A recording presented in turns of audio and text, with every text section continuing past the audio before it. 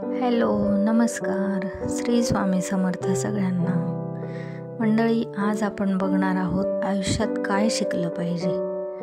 आयुष्यात कोणतीच गोष्ट अशी नाही की ती जमत नाही. कमी जास्त वेळात आपण शिकू शकतो.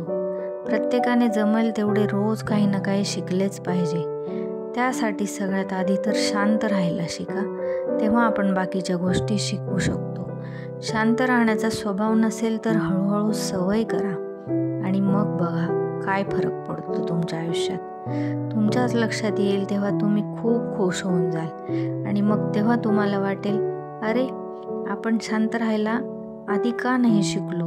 प्रत्येक गोष्टीतून आपोआप मार्ग सापडतील.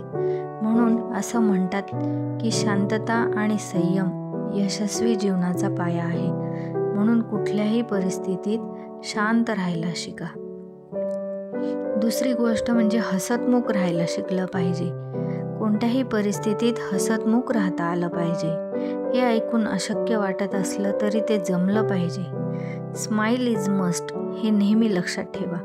स्माईलने आपला खूप स्ट्रेस कमी होतो आणि हसऱ्या चेहऱ्याचा विसर लवकर कोणालाही पडत नाही आणि आपल्याला पाहून समोरच्याचाही मूड खूप छान होतो. त्यालाही जरा धीर मिळतो. एखाद्याच्या चेहऱ्यावर नेहमी एक छोटी शांत स्माईल असते. त्या व्यक्तीकडे बघून आपल्यालाही खूप बरं वाटतं. आपण आपोआपच शांत होतो आणि त्या व्यक्तीला आपण कधीच विसरत नाही. म्हणून चेहऱ्यावर नेहमी एक शांत स्माईल ठेवा. तिसरी गोष्ट म्हणजे स्वतःला नेहमी चांगल्या कामात बिझी ठेवा. कारण म्हणतात ना, रिकामं डोकं हे शैतानाचं घर असतं. त्यासाठी तुम्ही तुमचे छंद जोपासा. त्यामुळेही तणावातून थोडं रिलॅक्स होतं आणि आपल्या आवडीचं काम म्हणजे आपण ते करताना खूप खुश असतो.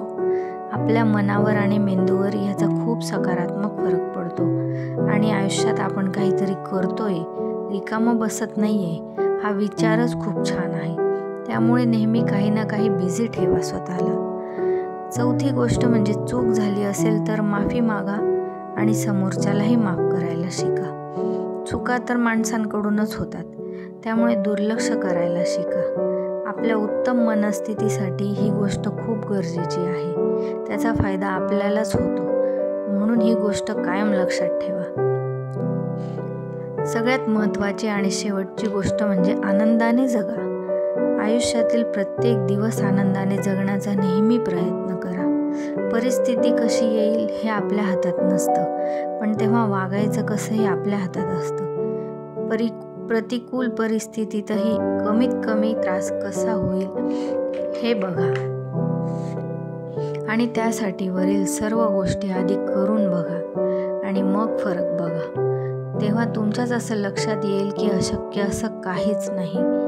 चला तर मग आयुष्यात नेहमी पॉझिटिव्ह राहा. आलेला दिवस तर जगायचाच आहे, तर मग शक्य होईल तेवढा आनंदाने जगण्याचा प्रयत्न करा. तर मग कसा वाटला आजचा व्हिडिओ नक्की सांगा. आवडला असेल तर लाईक करा, शेअर करा, सबस्क्राईब करा आणि ह्या गोष्टी नक्की फॉलो करून बघा आणि कमेंट्समध्ये मला सांगा काय फरक पडला. श्री स्वामी समर्थ. हर हर महादेव.